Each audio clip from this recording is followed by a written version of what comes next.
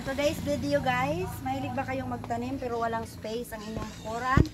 So ganito yung tips na ituturo ko. Magtanim tayo sa paso. Ano ba ang tamang pagtatanim ng alugbati? So, watch and learn. Take it from the expert kuluhan. So ganito guys, may punla na ako ng alugbati. Mas better yung alugbati na mula sa liso. Ano yung liso sa Tagalog ah?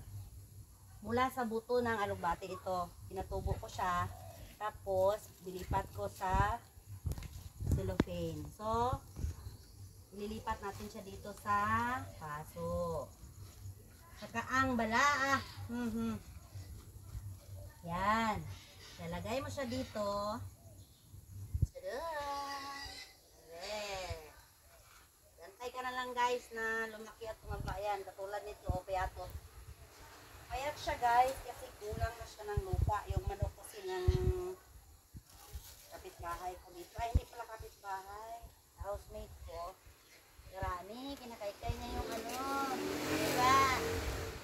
Buti na lang, masarap yung itin naman ako. Hindi pa na kayo sa akin.